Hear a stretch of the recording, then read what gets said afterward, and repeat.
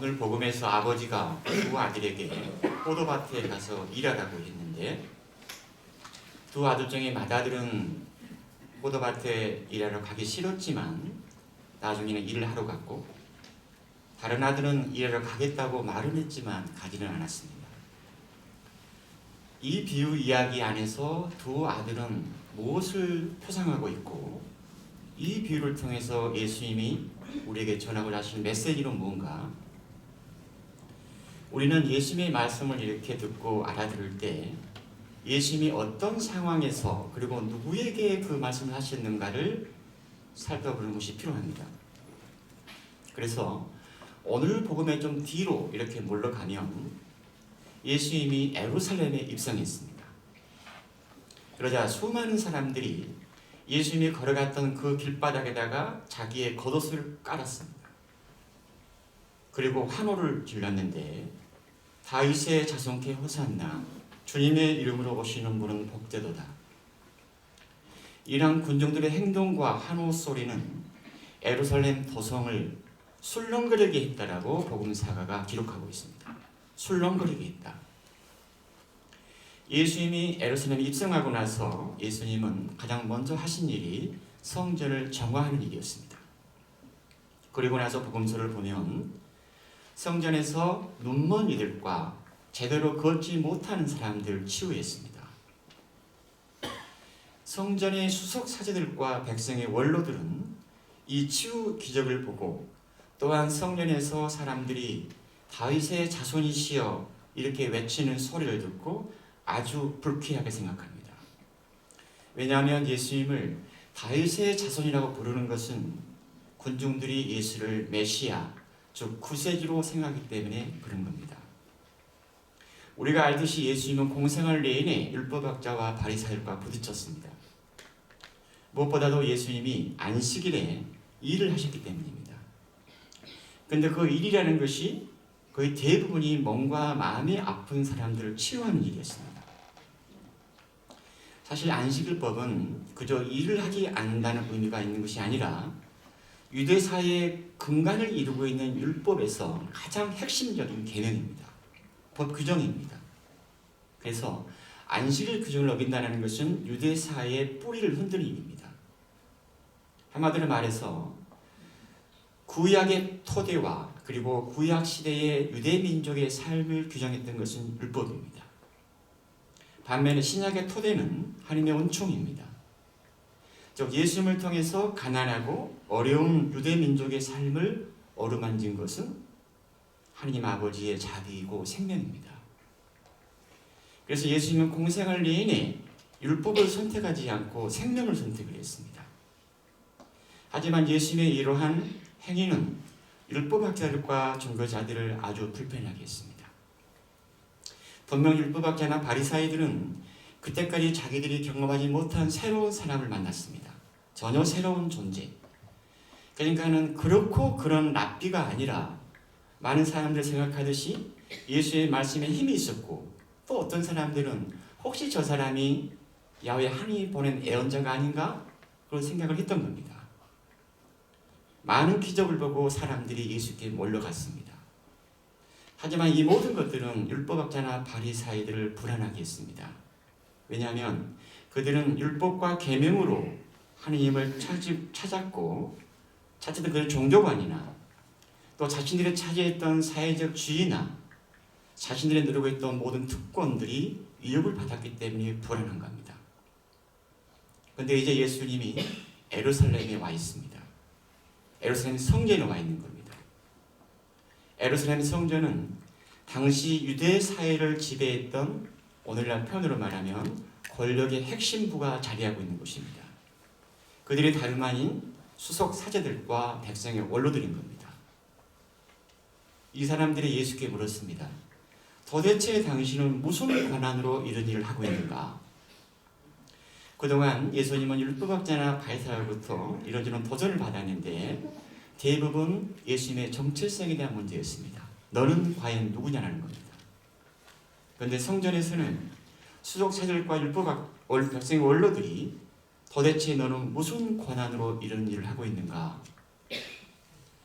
이 질문 안에는 성전에서 어떤 일을 하거나 가르치려면 우리의 허락을 받아야 하는데, 하다못해 성전에서 비둘기 한 마리를 팔더라도 그렇게 장사를 허락하는 것도 우리의 권한인데, 그게 너는 무슨 권한으로 성전에서 가르치고 치유하는가? 너는 무슨 권한으로 성전을 강도리의 소굴이라고 말하고 이렇게 성전을 어집히는가? 이런 겁니다.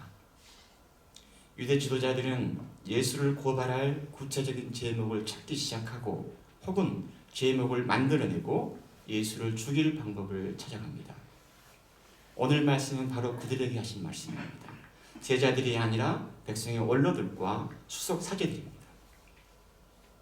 아버지가 두 아들에게 포도밭에 가서 일하라고 했지만 맏아들은 싫습니다. 하지만 나중에는 생각을 바꾸어서 일하러 갔고, 둘째 아들은 일하러 가겠습니다 아버지 말은 했지만 가지 않았습니다. 포도밭은 한마디로 말하면 이스라엘 백성들이 살아가는 삶의 터전이고 이 세상을 말합니다. 이 뷰 이야기에서 포도밭 주인으로 묘사되는 아버지는 야훼 하느님이고, 포도밭에서 일하는 두 아들은 당신의 백성들을 돌보는 소명을 받은 사람들입니다.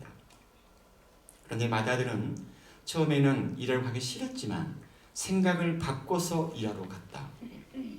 맏아들은 아버지의 뜻을 실천했습니다. 하지만 둘째 아들은 말은 했지만 일하러 가지 않았습니다. 바로 이 둘째 아들, 즉 아버지의 포도밭인 세상에서 그들이 받은 소명을 살아가야 하는데 아버지의 뜻을 실행하지 않는 사람들입니다. 한마디로 말하면 이 둘째 아들은 성전의 수석사제들과 백성의 원로들을 암시적으로 비유하고 있습니다. 이어서 예수님이 세리와 창녀들이 너희보다 먼저 하나님의 나라에 들어간다. 사실 요한이 너에게 와서 의로운 길을 가르칠 때 세리와 창녀들은 그를 믿었다. 너희는 그것을 보고도 생각을 바꾸지 않고 끝내 그를 믿지 않았다. 수석사들과 율법학자들, 바리사이들, 백성의 원로들에게는 엄청난 도전을 주는 말씀입니다. 왜냐하면 유대인들은 선민의식을 가지고 있었고 구원은 오직 그들만이 얻을 수 있는 특권이었습니다. 그렇게 생각을 했습니다. 그래서 세리나 창녀들이나 죄인들은 결코 구원을 받을 수 없는 그런 무지랭이 같은 사람들이었습니다. 그들을 볼 때는. 그런데 예수님이 세리가 또는 죄인들이 너희보다 수석 사제들보다도 백성의 어른보다도 먼저 하나님 나라에 들어간다. 세리와 창녀들은 요한의 말을 믿었지만 너희는 그를 믿지 않았고 생각을 바꾸지 않고 끝내 요한을 믿지 않았다. 우리가 알듯이 요한 사도 세례자 요한의 메시지는 한마디로 말하면 회개하여라, 하나님의 나라가 가까이 왔다. 바로 이 한 줄입니다. 제 생각으로는 오늘 복음의 키워드는 순명과 회심입니다. 즉 큰아들이 아버지의 뜻을 받아들이는 것이 순명입니다. 그리고 오늘 복음에 나오는 생각을 바꾼다는 말이 두 번 나오는데, 생각을 바꾼다는 것은 뉘우친다는 뜻과 똑같은 의미를 가지고 있습니다. 그 말로 바꿀 수가 있습니다. 큰아들은 생각을 바꿔서 일하러 갔다. 너희는 요한을 보고도 생각을 바꾸지 않았다. 생각을 바꾼다는 것은 뉘우친다는 뜻이고 회심한다는 뜻이고 회개한다는 뜻입니다.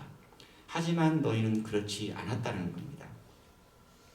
한마디로 회개는 하나님께 향하지 않는 나의 삶을 버리는 것입니다. 생각을 바꿔야 되는데 너희는 그렇지 않았다는 겁니다. 요약하면 수석 사제들과 백성의 원로들, 너희의 고착화된 그런 생각을 버리라는 거고, 그리고 주님의 포도밭에서 일해야 할 소명을 충실하게 살라는 그런 메시지입니다. 하지만 그들은 결코 바꾸지 않았습니다. 오늘 둘째 독서에 나오는 이 말씀, 그리스도 예수님께서 지니셨던 그 마음을 여러분 안에 간직하십시오.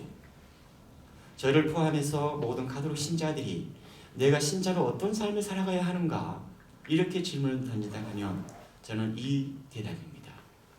그리스도 예수께서 지니셨던 마음으로 살아가는 것이, 그것이 우리 신앙생활의 전부입니다. 하느님 아버지에 대한 어떤 신뢰와 믿음, 가난하고 아프고 연약한 사람들에 대한 깊은 연민, 그리고 사람들을 억압하고 억눌렀던 그런 율법이나 사회 불의에 대한 어떤 저항 또는 도전, 또 공동선을 추구하는 것, 이런 것들이 바로 예수님이 지녔던 마음입니다.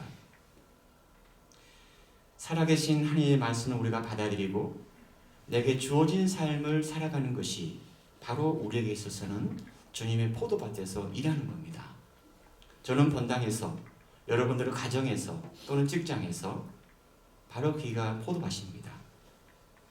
예수님께서 주셨던 그 마음, 즉 생명을 선택하고 사랑의 삶을 살아가는 것, 바로 거기에 예수님의 마음이 있고 그 마음이 우리의 삶을 구원의 길로 이끌어갑니다.